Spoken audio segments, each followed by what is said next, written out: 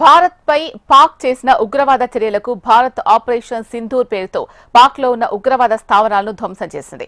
సైనికులు ఆపరేషన్ సింధూర్ను విజయవంతం చేశారు. దీంతో సైనికులకు మద్దతుగా తిరుపతిలో ఎంఆర్పల్లి నుంచి అన్నమయ్య సర్కిల్ వరకు టీటీడీ పాలక మండలి సభ్యులు భానుప్రకాష్ రెడ్డి ఆధ్వర్యంలో తిరంగా ర్యాలీ నిర్వహించారు.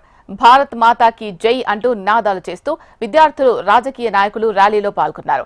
భారత్పై ఎవరైనా దాడి చేస్తే సైనికులతో పాటు ప్రజలు సైతం యుద్ధంలో పాల్గొంటారని భానుప్రకాష్ తెలిపారు. ఆపరేషన్ సింధూర్లో అత్యంత వీరోచితంగా పోరాడి కొందరు తమ ప్రాణాలని భారతమాత కోసం పణంగా పెట్టారు. సింధూర్ ఇంకా ఆగలేదు. భవిష్యత్తులో భారతదేశ జోలికి పాకిస్తాన్ వస్తే ప్రపంచ చిత్రపటంలో పాకిస్తాన్ని లేకుండా చేయగల సత్తా మన వీర సైనికులకి ఉందని చెప్పి వారు నిరూపించడం జరిగింది.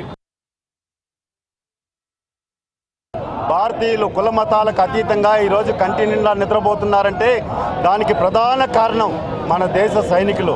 ఈరోజు నరేంద్ర మోడీ గారి నాయకత్వంలో ఆపరేషన్ సింధూర్ గ్రాండ్ సక్సెస్ అయింది.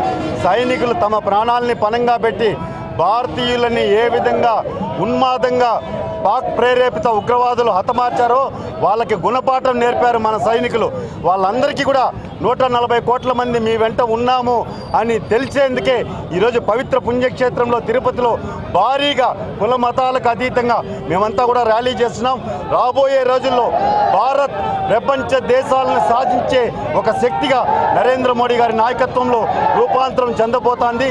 దానికి 140 కోట్ల మంది భారతీయులు నరేంద్ర మోడీ గారి నాయకత్వంలో జై జవాన్ అంటూ భారత్ మాతాకి జై అంటూ నినాదాలతో ఈరోజు యావత్ ప్రపంచమంతా భారతదేశం వైపు చూసే విధంగా ఈరోజు నరేంద్ర మోడీ గారు తీసుకున్న నిర్ణయానికి భారతీయులంతా కూడా సైనికులకి హ్యాట్స్ ఆఫ్ చెప్తున్నామండి.